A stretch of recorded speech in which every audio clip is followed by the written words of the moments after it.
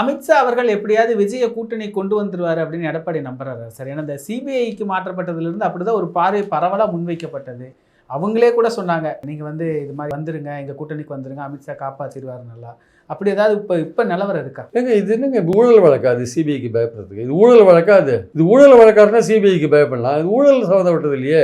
ஒரு பொதுக்கூட அவர் கலந்து கொண்ட பொதுக்கூட்டத்தில் 41 பேர் ஸ்டாம்பீடில் இறந்து போயிட்டாங்க. அது யார் காரணம்?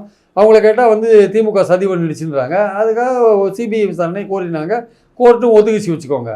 ஸோ அவங்க கோரலை, வேற ஒருத்தர் கோரினார். அவங்க சிபிஐ விசாரணை கோரலை, உயர்மட்ட குழு தான் கோரினாங்க. அதையும் வந்து கோர்ட் ஒத்துட்டாங்க வச்சுக்கோங்க. நம்மளுடைய பாயிண்ட் என்ன வந்து சிபிஐ காட்டி விஜயை பயமுறுத்த வேண்டிய அவசியம் இல்லை. சிபிஐக்கு பயப்பட வேண்டிய அவசியமும் விஜய்க்கு இல்லை. இவர் மேலே என்ன குற்றம் சாட்ட முடியும் நீங்கள்? அதனால் வந்து இவர் சிறையில் போடுறதோ அதெல்லாம் நடக்கிற காரியம் இல்லை. நீங்கள் அவர் மேலே கை வச்சிங்கன்னா அவருக்கு இன்னும் புகழ் சேருமே தவிர குறையாது. ஆக்சுவலாக அது தப்பான ஒரு விஷயம். ஈவன் தமிழ்நாடு கவர்மெண்ட்டே அவர் மேலே கேஸே போடல பார்த்துக்கோங்க. ஏன்னா அது கேஸை போட்டு அவர் பெரிய ஆளாக்க வேணான்னு பேசாமல் விட்டு வச்சுருக்காங்க. அவர் மேலே கேஸ் போடணும் ஆக்சுவலாக.